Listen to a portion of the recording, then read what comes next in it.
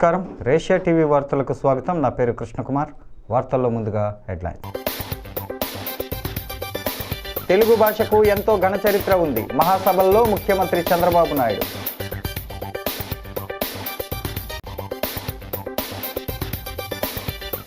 Blowout వద్ద పూర్తిగా అదుపులోకి రాని మంటలు. ఓఎన్జీసీ సాంకేతిక సిబ్బంది నియంత్రణ చర్యలు. ఓటు వేసినా వేయకపోయినా సేవే మా లక్ష్యం. 46వ డివిజన్లో పట్టాలు పంపిణీ చేసిన ఆదిరెడ్డి.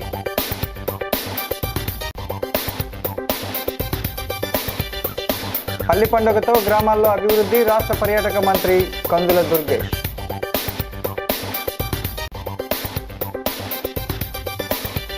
ఘనంగా స్వర్ణాంధ్ర 28వ వార్షికోత్సవ వేడుకలు. దాతలకు సత్కారం చేసిన గుబ్బల రాంబాబు. ఇక డీటెయిల్స్ చూస్తే, మాతృభాష మన మూలాలకు సంకేతమని ఏపీ సీఎం చంద్రబాబు అన్నారు. ఆంగ్లం అవసరమే కానీ మాతృభాషను మర్చిపోతే మనల్ని మనమే కోల్పోయినట్లు అవుతుందని చెప్పారు. గుంటూరులో నిర్వహిస్తున్న ప్రపంచ తెలుగు మహాసభల్లో సీఎం మాట్లాడారు. సంక్రాంతి కంటే ముందు వచ్చిన పండగ ఇది. తెలుగువారి ఆత్మగౌరవాన్ని చాటి చెప్పిన ఎన్టీఆర్ పేరును ఈ వేదికకు పెట్టడం సంతోషదాయకం. దేశంలోనే తెలుగు భాషకు ఘనమైన చరిత్ర ఉంది. వందలాది భాషలు ఉన్న మన దేశంలో కేవలం 6 భాషలకే ప్రాచీన హోదా లభించింది. హిందీ, బెంగాలీ, మరాఠీ తర్వాత దేశంలో ఎక్కువగా మాట్లాడే భాష తెలుగు. ప్రపంచం మొత్తంలో సుమారు 10 కోట్ల మంది తెలుగు మాట్లాడుతున్నారని అన్నారు. ఈ మహాసభలకు దాదాపు 40 దేశాల నుంచి ప్రతినిధులు వచ్చారు. ఇలాంటి సభలు తెలుగు భాష పరిరక్షణకు ఉపయోగపడతాయని పేర్కొన్నారు. పొట్టి శ్రీరాములు పేరుతో 1985లోనే తెలుగు విశ్వవిద్యాలయాన్ని ఎన్టీఆర్ తీసుకొచ్చారు. విభజన తర్వాత రాజమహేంద్రవరంలో తెలుగు వర్సిటీని ఏర్పాటు చేస్తున్నామని చంద్రబాబు అన్నారు. సంక్రాంతి కంటే ముందు వచ్చిన మన అమ్మ భాష పండుగ ఇది. మాతృభాషకు మనం ఇచ్చే గౌరవ వందనం ఈ ప్రపంచ తెలుగు మహాసభలు. ఈ మహత్తర కార్యక్రమాన్ని తలపెట్టిన ఆంధ్ర సారస్వత పరిషత్తుకు అభినందనలు. తెలుగువారి ఆత్మగౌరవాన్ని చాటి చెప్పిన శ్రీ ఎన్టీఆర్ గారి పేరున ఈ వేదికకు పేరు పెట్టినందుకు కృతజ్ఞతలు. తెలుగు భాషకు ఎంతో ఘన చరిత్ర ఉంది. వందలాది భాషలున్న మన దేశంలో కేవలం 6 భాషలకు మాత్రం ప్రాచీన హోదా లభించింది. అందులో తెలుగు ఉండడం మనందరికీ గర్వకారణం. హిందీ, బెంగాలీ, మరాఠీ తర్వాత దేశంలో ఎక్కువ మాట్లాడే భాష తెలుగు భాష. ప్రపంచం మొత్తం మీరు చూస్తే దగ్గర 10 కోట్ల మంది తెలుగు మాట్లాడుతున్నారు. ఈరోజు ఈ మీటింగ్కి 40 దేశాల నుంచి ప్రతినిధులు వచ్చారంటే వారందరికీ స్వాగతం పలుకుతున్నా. ఆంధ్రప్రదేశ్ రాష్ట్ర ప్రభుత్వం తరపున చెప్పి మరొక్కసారి విజ్ఞప్తి చేస్తున్నా. ఇలాంటి సభలు తెలుగు భాష పరిరక్షణకు గొప్పతనాన్ని చాటేందుకు ఉపయోగపడతాయి. ఇందుకు మనస్ఫూర్తిగా ఆంధ్ర సారస్వత పరిషత్తుకి నా ధన్యవాదాలు. డాక్టర్ బిఆర్ అంబేద్కర్ కోనసీమ జిల్లా ఇరుసుమండలో బ్లోఅవుట్ వద్ద మంటలు పూర్తిగా అదుపులోకి రాలేదు. ఓఎన్జీసీ సాంకేతిక సిబ్బంది ఆధ్వర్యంలో నియంత్రణ చర్యలు కొనసాగుతున్నాయి. పెద్ద పైప్ లైన్ ద్వారా ఓ గొడుగు రూపంలో నీటిని లోపలికి చూపిస్తున్నారు. పచ్చని కోనసీమలో బ్లోఅవుట్ ప్రజలను మరోసారి భయభ్రాంతులకు గురిచేసింది. భీకర ధ్వనితో పేలుళ్లు, ఎగసిన మంటలతో ఏం జరుగుతుందో తెలియని పరిస్థితుల్లో స్థానికులు ఇళ్లను వదిలి సురక్షిత ప్రాంతాలకు తరలివెళ్లారు. డాక్టర్ బిఆర్ అంబేద్కర్ కోనసీమ జిల్లా మకిలీపురం మండలం ఇరుసుముండలోని మోరీ నెంబర్ 5 డ్రిల్లింగ్ సైట్లో సోమవారం ఉదయం 11:30 గంటల సమయంలో గ్యాస్ లీకేజీ ప్రారంభమైంది. 12:35 కల్లా నిప్పు తోడవడంతో 30 మీటర్ల ఎత్తున అగ్నిజ్వాలలు ఎగసిపడ్డాయి. ఇవి కొనసాగుతూనే ఉన్నాయి. ఈ హఠాత్ పరిణామంతో సమీపంలోని ఇరుసుమండ, లక్కవరం గ్రామస్తులు తల్లడిల్లిపోయారు. నిన్నటితో పోల్చితే నేడు మంటలకు తీవ్రత కాస్త తగ్గింది. 50% వరకు మంటలు అదుపులోకి వచ్చినట్లు అధికారులు తెలిపారు. అక్కడ పరిస్థితిని జిల్లా కలెక్టర్ మహేష్ కుమార్ ఎప్పటికప్పుడు సమీక్షిస్తూ ఉన్నారు.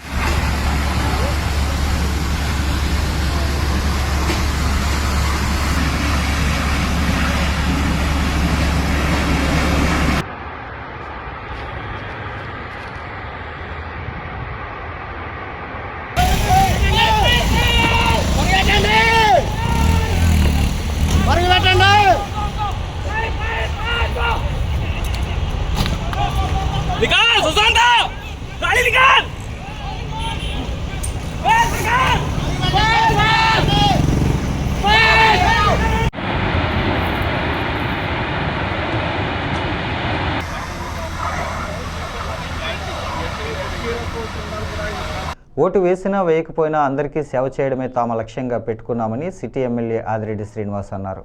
స్థానిక 46వ డివిజన్ ఆనందనగర్ డౌన్లో 23 మందికి సవరణ చేసిన పట్టాలను మంగళవారం లబ్ధిదారులకు అందజేశారు.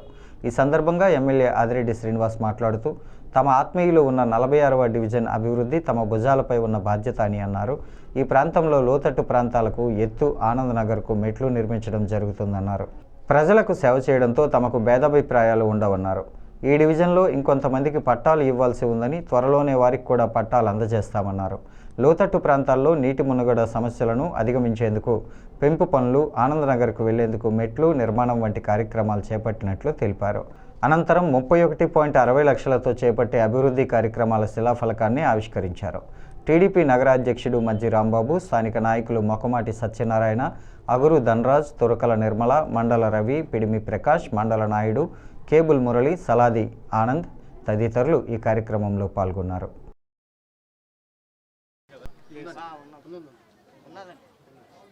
అలాగే ఈ వార్డు ఇప్పటికీ అధికారంలోకి వచ్చిన తర్వాత కూటమి ప్రభుత్వం సుమారు 25 లక్షలతో అభివృద్ధి కార్యక్రమాలు పూర్తి చేసుకున్నాం. 17 లక్షలతోటి పనులు నడుస్తూ ఉన్నాయి. ఈరోజు 32 లక్షలతో పనుల్ని ప్రారంభించుకుంటున్నాం. అది కాకుండా ఇంకొక 10 లక్షల టెండర్లో ఉన్నాయి. అంటే సుమారు 85 లక్షల విలువ చేసే అభివృద్ధి కార్యక్రమాలు కూటమి అధికారంలోకి వచ్చిన తర్వాత ఈ వార్డులో చేయడం జరిగింది. అదనంగా మరొక 10 కోట్లతోటి అభివృద్ధి కార్యక్రమాలు చేసినట్లయితే ఈ వార్డులోకి ఏ విధమైన రోడ్స్ కానీ డ్రైన్స్ కానీ అవసరం లేని విధంగా చెయ్యాలి అన్న ఆలోచన ప్రతిపాదించారు. పుష్కరాల లోపు 10 కోట్లతోటి ఈ వార్డులోనే అవసరమైన రోడ్స్, డ్రైన్స్ అన్నీ కూడా చేసే బాధ్యత కూటమి ప్రభుత్వం తీసుకుంటుందని కూడా ప్రజలందరికీ కూడా తెలియచేస్తూ ఈ రోజున పట్టాలు కూడా గతంలో 2014-19లో ఆనాడు శాసన మండలి సభ్యులుగా ఉన్నప్పుడు ఆదిరెడ్డి అప్పారావు గారు ప్రతిపాదించి ఇచ్చిన పట్టాలు క్రమేణా ప్రభుత్వం మారడం, అస్తవ్యస్తం చేసి వాళ్ళని అయోమయంలో గురి చేసేసి బెదిరించి వేధించి ఇష్టానుసారంగా చేశారు.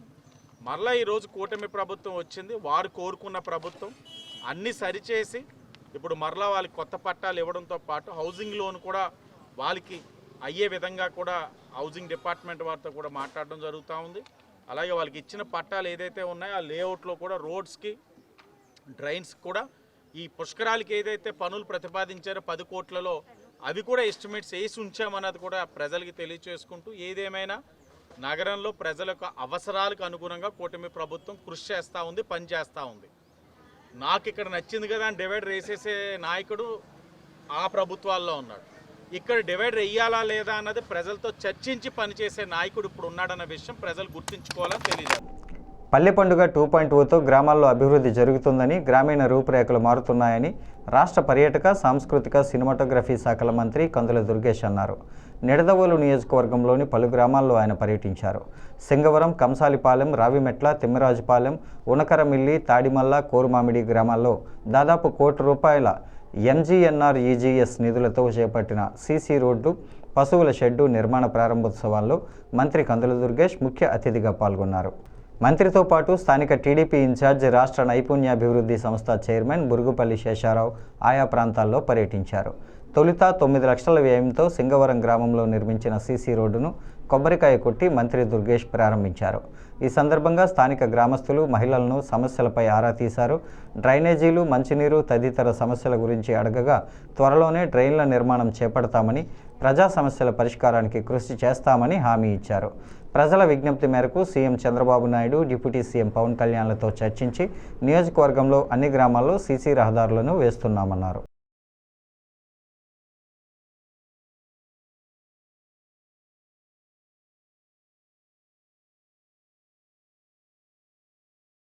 గ్రామం కూడా స్వచ్ఛమైనటువంటి గ్రామంగా ఉండాలనేటువంటి ఆలోచనని ముఖ్యమంత్రి చంద్రబాబు నాయుడు గారు, ఉప ముఖ్యమంత్రి పవన్ కళ్యాణ్ గారు ప్రత్యేకంగా మనకి నిర్దేశించడం జరిగింది.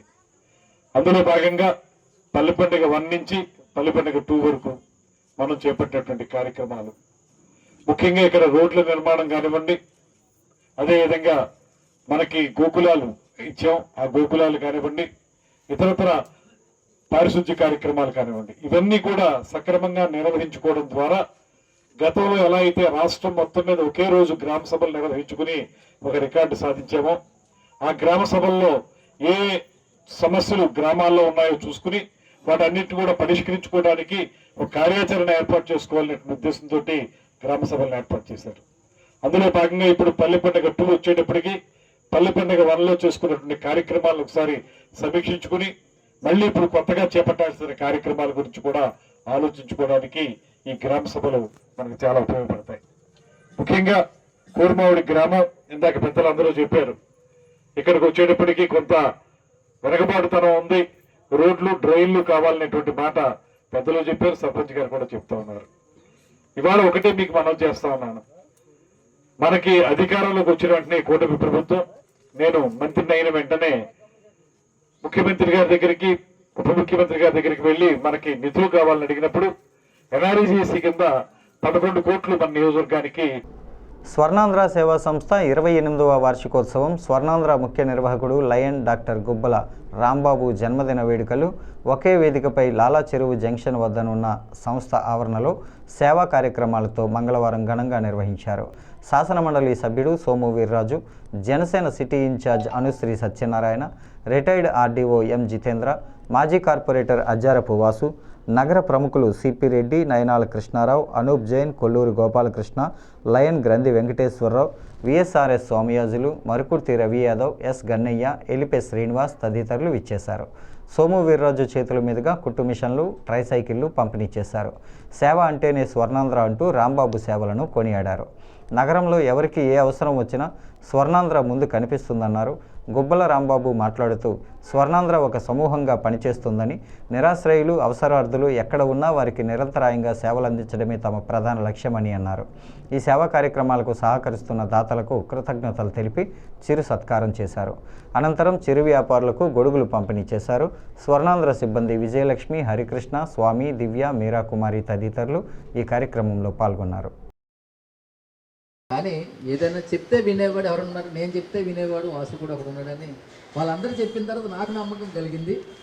సోదరుడు వాసుకి తెలియక ఏమంటున్నారంటే మొత్తం ఈ ఊర్లో ఉన్నట్టు రోడ్ల మీద ఉన్న వాళ్ళందరినీ లేపేయాలి, బెగ్గర్స్ అందరినీ తీసుకెళ్ళి ఎక్కడో చోట పడేయాలి, నిరాశ్రయాలను తీసుకెళ్ళి ఎక్కడో చోట పడేయాలన్నారు. అంటే భారతదేశంలో ఉన్నటువంటి రాజ్యాంగం ఏం చెప్తుంది, ఈ దేశంలో ఉన్న ప్రతి పౌరుడికి నియమ నిబంధనలు, షరతులు, ఆంక్షలతో కూడినట్టు జీవన విధానం ఉంటుంది.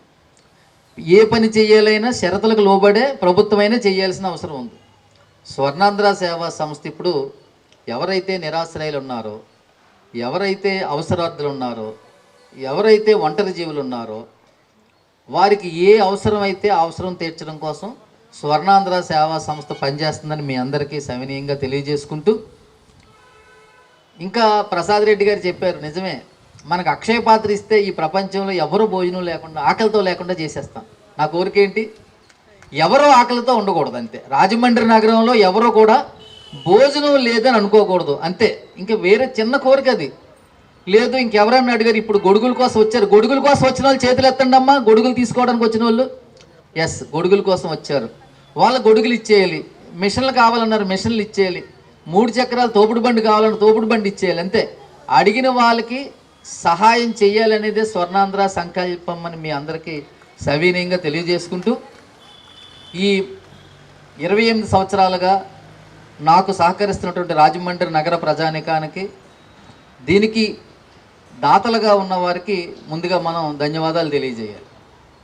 ఎందుకంటే స్వర్ణాంధ్ర సేవా సంస్థకి ప్రభుత్వ నిధులు కానీ, విదేశీ నిధులు కానీ, చందాలు కానీ అడగడం అలవాటు లేదు. మరి ఎలా నడుస్తుంది అంటే, ఈ చేసే పనిని చూసి దీనికి ఏదో ఒకటి మనం చెయ్యాలనే దిగువ మధ్యతరగతి ప్రజానికానికి పాపభీతి, ధర్మం చేయాలనే ఆలోచన ఎక్కువ ఉంటుంది. వారందరి సహకారంతో వాళ్ళు 10 కేజీలు బియ్యం ఇచ్చారో, 1 కేజీ కందిపప్పు ఇచ్చారో, లేకపోతే 1 కేజీ సాల్ట్ ఇచ్చారో, పంచదార ఇచ్చారో, స్వీట్లు ఇచ్చారో, అరటిపండు గెల ఇచ్చారు, ఏదో ఒకటి ఇచ్చారు.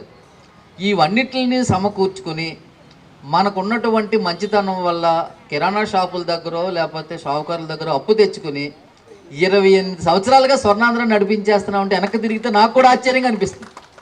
పెట్టగలిగేది ఏదుందో అది ఎంచుకున్న మా రాంబాబానికి మరొకసారి జన్మదిన శుభాకాంక్షలు తెలుపుకుంటూ, ఖచ్చితంగా మేము నీ వెంట ఎప్పుడు ఎనీ టైం రాత్రి అయినా పగలైనా నీ సేవలో మేము. స్థానిక 12వ డివిజన్లో టీడీపీ కుటుంబ సభ్యుల ఆధ్వర్యంలో ముగ్గుల పోటీలు, సంక్రాంతి సంబరాలు ఘనంగా జరిగాయి. మహిళలు భారీ ఎత్తున తరలివచ్చి రంగవల్లులను అందంగా తీర్చిదిద్దారని రాజమహేంద్రవరం సిటీ ఎమ్మెల్యే ఆదిరెడ్డి శ్రీనివాస్ అభినందించారు. సిటీ ఎమ్మెల్యే ఆదిరెడ్డి శ్రీనివాస్ డివిజన్లో వేసిన అన్ని ముగ్గులను తిలకించి మహిళలు, యువతలతో మాట్లాడారు. అనంతరం ముగ్గుల పోటీ విజేతలను ప్రకటించారు. ఆయన మాట్లాడుతూ కూటమి ప్రభుత్వం మహిళలకు భద్రత అధిక ప్రాధాన్యత ఇస్తుందన్నారు. మీ భద్రత మా బాధ్యత అన్న కార్యక్రమం ద్వారా తెలుసుకున్న అన్ని సమస్యలను ఎప్పటికప్పుడు పరిష్కరిస్తున్నామని అన్నారు. ఈ డివిజన్లో అన్ని సమస్యలు శాశ్వతంగా పరిష్కరిస్తామని, ప్రజలకు అండగా నిలబడతామన్నారు. 5 ప్రధాన విజేతలకు 10న టీడీపీ ఆధ్వర్యంలో పుష్కర్ ఘాట్ వద్ద జరిగే సంక్రాంతి సంబరాల్లో బహుమతి ప్రదానం చేస్తామన్నారు. డివిజన్ టీడీపీ ఇన్ఛార్జ్ మాజీ కార్పొరేటర్ కెలపర్తి శ్రీనివాస్ తదితరుల చేతుల మీదుగా కన్సోలేషన్ బహుమతులు అందజేశారు. టీడీపీ డివిజన్ అధ్యక్షుడు ఉప్పులూరి కాశీ విశ్వనాథం, కంటిపూడి పాపారావు చౌదరి, కోకోనట్ వాసు, బుడ్డిగ రవి తదితరులు పాల్గొన్నారు. పని మీద ఉన్నారు. ఎక్కడైనా ఈ సంఘటన జరిగి మీరు చెప్పగలిగితే ఒక 5 నిమిషాలు లోపే రాగలుగుతారు. గట్టిగా అయితే 10 నిమిషాలు వచ్చి అక్కడ కారకులైన వాళ్ళకి ఏం చేయాలో చేసి వెళ్తారు. ఒక అనుమానం ఉంటుంది, ఇది నేను చెప్పడం వల్ల నా వ్యక్తిగత సమాచారం వచ్చేస్తుందేమో, నేను చెప్పానని వాళ్ళకి తెలిసిపోతుందేమో నా అపోహ ఎక్కువ ఉంటా ఉంది. వదిలేండి అమ్మా, మీరు ఇది చెప్పడం వల్ల మీ వ్యక్తిగత సమాచారం బయటికి రాదు, చాలా గోప్యంగా ఉంటుంది. అలాగే మీరిచ్చిన అవకాశంతో ఈరోజు కూటమి శాసనసభ్యుడిగా నగరంలో బ్లేడ్ బ్యాచ్, గంజాయి బ్యాచ్ మీద ఉక్కు పాదంతో వ్యవహరిస్తా ఉన్నాం. క్రైమ్ రేట్ని గణనీయంగా తగ్గించాం. గత పాలకులు ఒక వ్యవహారం వలన వాళ్ళు ప్రైవేట్ సైనింగ్ కింద మలుచుకున్నారు. ఈ కూటమి ప్రభుత్వం మహిళలకి సురక్షితంగా నగరాన్ని తీర్చిదిద్దేందుకు చాలా కఠినంగా వ్యవహరిస్తున్నాం. మాట విననే వాళ్ళపైన రౌడీ షీట్స్ పెడతా ఉన్నాం. అయినా ఇంకా తీరు మారకపోతే పీడీ యాక్ట్ పెట్టి సంవత్సరం జైలుకి పంపిస్తున్నాం. జైలు నుంచి వచ్చిన తర్వాత కూడా ఇంకా మారకపోతే నగర బహిష్కరణ కూడా చేస్తున్నామని సందర్భంగా మీకు తెలియజేస్తా ఉన్నాం. ప్రకృతి ఆరాధన సనాతన ధర్మంలో ఒక భాగమని హిందూ సమ్మేళనంలో పరవస్తు సత్యగోపినాథ్ దాస్ అన్నారు. పుణ్యనదుల్లో స్నానం చేయడం, ఆరాధించటం వలన అనుగ్రహం, పుణ్యఫలం లభిస్తుందన్నారు. హిందూ ధర్మాన్ని కాపాడటానికి ముందుకు రావాలని పిలుపునిచ్చారు. ఆర్ఎస్ఎస్ 100 ఏళ్ల వేడుకలలో భాగంగా దేవీ చౌక్ సెంటర్లో హిందూ సమ్మేళనం జరిగింది. ముఖ్య అతిథిగా పాల్గొన్న సత్య గోపినాథ్ దాస్ మాట్లాడుతూ ప్రకృతిని ఆరాధించడం సనాతన ధర్మంలో ఒక భాగమన్నారు. ప్రకృతి బాగుంటే మనం కూడా బాగుంటామని అన్నారు. శాసనమండలి సభ్యుడు సోము వీర్రాజు మాట్లాడుతూ విదేశీ మోజు తగ్గించుకొని స్వదేశీ భావన పెంపొందించుకోవాలని సూచించారు. దేశభక్తి భావాలను, జాతీయ భావాలను ఆర్ఎస్ఎస్ పెంపొందిస్తోందని వివరించారు. హిందూ బంధువులు తదితరులు పాల్గొన్నారు. భజన, దేశభక్తి గీతాలు, భరతనాట్యం తదితర సాంస్కృతిక కార్యక్రమాలు జరిగాయి. నమావం విష్ణుపాదాయ కృష్ణ ప్రేష్టాయ భూతలే శ్రీమతే భక్తి వేదాంత స్వామిని నామినే నమస్తే సారస్వతి దేవం గౌరవాణి ప్రచారిణే నిర్విశేష శూన్యవాది పాశ్చాత్య దేశకారిణే జయ శ్రీ కృష్ణ చైతన్య ప్రభు నిత్యానంద శ్రీ అద్వైత గదాధర శివాసరి గౌరభక్త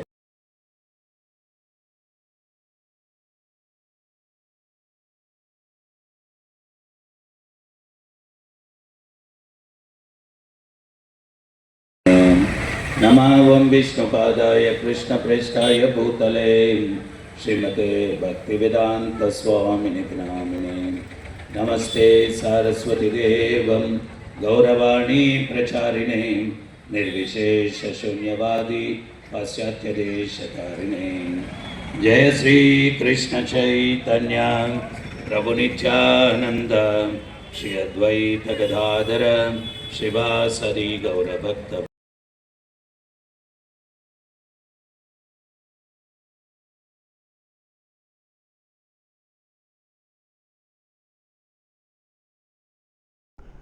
కౌరవుల సర్వసైన్యాధ్యక్షుడిగా నియమితుడైన ద్రోణాచార్యుడు కురుక్షేత్రంలో భీకర యుద్ధం చేస్తున్నాడని సమన్వయ సరస్వతి బ్రహ్మశ్రీ సామవేదం షణ్ముఖ శర్మ అన్నారు. ద్రోణాచార్యుడి పేరును కర్ణుడు ప్రతిపాదిస్తే అందరూ ఆమోదం తెలిపారని అన్నారు.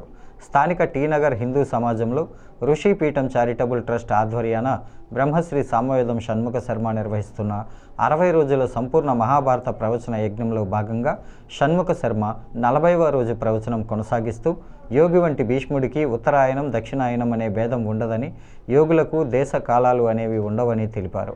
అయితే ఎప్పుడు కావాలంటే అప్పుడు శరీరాన్ని త్యజించే వరం ఉండటంతో పాటు ఉత్తరాయణం ప్రాస్తాత్యం తెలియజేయడం కోసం భీష్ముడు ఉత్తరాయణ పుణ్యకాలం కోసం ఎదురు చూస్తూ అంపశయ్యపై ఉన్నాడని తెలిపారు. అప్పుడు ఏదైనా వరం కోరుకోమని ద్రోణుడు అడుగుతాడు. ధర్మరాజుని ప్రాణాలతో బంధించి తీసుకురావాలని దుర్యోధనుడు కోరుతాడు. ధర్మరాజుని అందరూ అజాత శత్రువు అని అంటారని, ఇప్పుడు దుర్యోధనుడు కూడా అతని గొప్పతనం తెలుసుకున్నాడా అని ద్రోణుడు భావిస్తాడని ఆయన తెలిపారు. కాశీ విశ్వనాథ్ గారు, అలాగే వైఎస్కేవి ప్రసాద్ గారు, వారు కూడా సిద్ధంగా ఉండాలి. వాసుదేవమయమైన సభా సదస్సుకి సవనీయ నమస్సులు సమర్పణ చేసుకుంటూ, వేదవ్యాస భగవానుడు ప్రసాదించిన పంచమవేదం శ్రీమన్ మహాభారతంలో నిన్నటి రోజున భీష్మ పర్వం మనం పరిపూర్ణం చేసుకున్నాం. భీష్మ పితామహుడు అర్జునుడు వేసిన బాణముల ధాటకి ఆ బాణముల శరీరంలో గుచ్చుకుని ఉండగానే ఆయన రథము నుంచి ఒరిగాడు. ఆ బాణములపైన ఉన్నాడు కనుక శరతల్పగతుడయ్యాడు అనాలి. మరణించాడు అనడానికి వీల్లేదు, ఎందుకంటే ఆయన ఇంకా మరణించలేదు.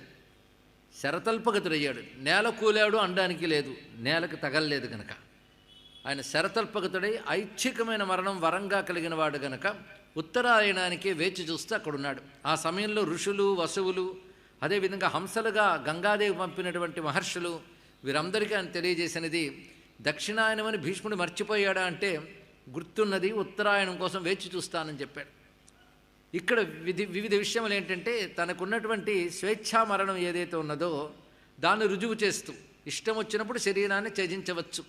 పైగా శరీరం త్యజించాలనేటువంటి భావన కలిగినప్పుడే ఆయన ఈ నిర్ణయానికి వచ్చాడు.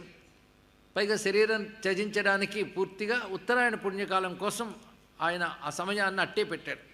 ఇక్కడ మనం ఆలోచించవలసిన గొప్ప విషయం ఉంది. ఉత్తరాయణ పుణ్యకాలంలో వెళ్ళిన వాళ్ళు మాత్రమే ముక్తి పొందుతారు, లేదా ఉత్తమగతులు పొందుతారు. దక్షిణాయనంలో వెళ్ళిన వాళ్ళు వెళ్ళరు అని శాస్త్రం చెప్తోంది కనుక ఆయన ఉత్తరాయణం కోసం ఎదురు చూశాడు.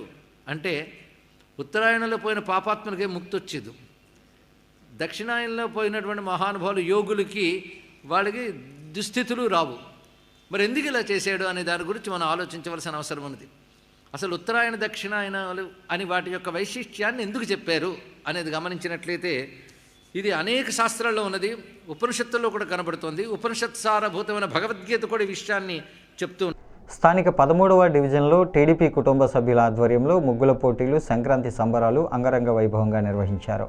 మహిళలు వేసి ముగ్గులను తిలకించిన ఎమ్మెల్యే ఆదిరెడ్డి శ్రీనివాస్ అందంగా తీర్చిదిద్దిన రంగవల్లులను చూసి వారిని అభినందించారు. అనంతరం డైమండ్ పార్క్లో జరిగిన సభలో ముగ్గుల పోటీ విజేతలను ప్రకటించారు. ఆయన మాట్లాడుతూ సంక్రాంతి సంబరాలు ఇంత ఘనంగా ముందే నిర్వహించడం ఆనందంగా ఉందన్నారు.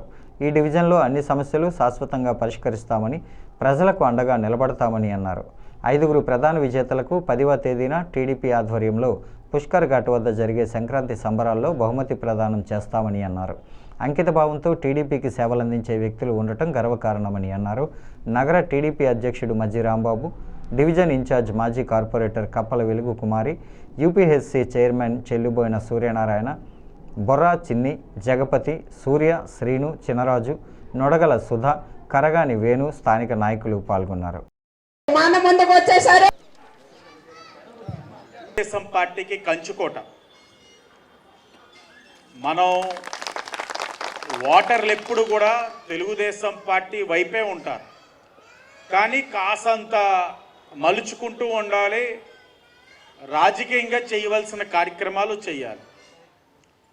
ఈ వార్డు గొప్పతనం ఏంటంటే పార్టీకి అంకిత భావంతో ఉన్నవాళ్ళు ఉన్నారు, పార్టీని నమ్ముకొని ఉన్నవాళ్ళు ఉన్నారు, పార్టీని అమ్ముకున్న వాళ్ళు కూడా ఉన్నారు, పార్టీని వదిలిపోయారు, దరిద్రం వదిలింది.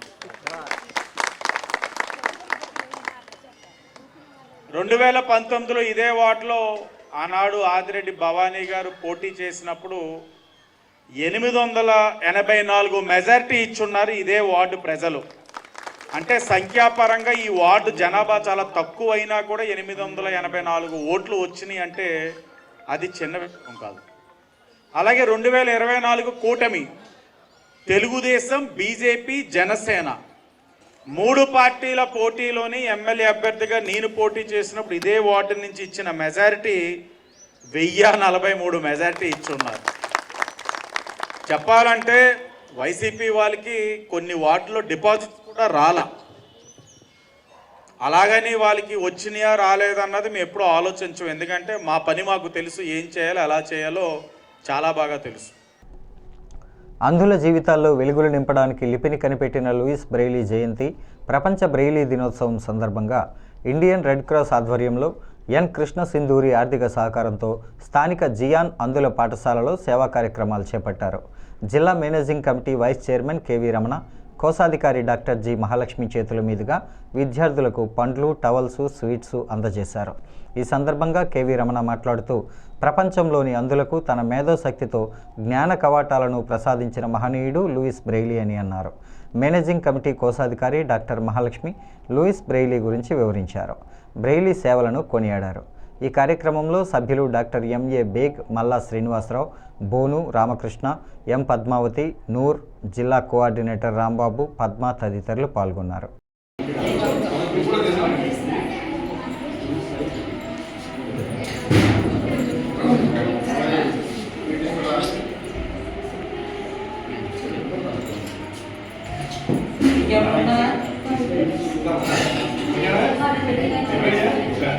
ప్రయత్నం చేయండి. దానికి ఏదైనా సహాయ సహకారం కావాలంటే రెడ్ క్రాస్ సొసైటీ తరఫున మేము చేయడానికి సిద్ధంగా ఉన్నాము. అట్లాగే మనకి మిగిలిన అవయవాలన్నీ కూడా చాలా మిగిలిన వాటికంటే మాకన్నా మీకు అవయవాలు బాగా పనిచేస్తాయి. రెడ్ క్రాస్ తరఫున సమాజ సేవకు తోడ్పడడానికి కోరుకున్నాం. సో అదేవిధంగా ఈరోజు ఈ బ్లైండ్ చిల్డ్రన్ అందరికీ కూడా ఈ వార్తలు ఇంతటితో సమాప్తం. నమస్కారం.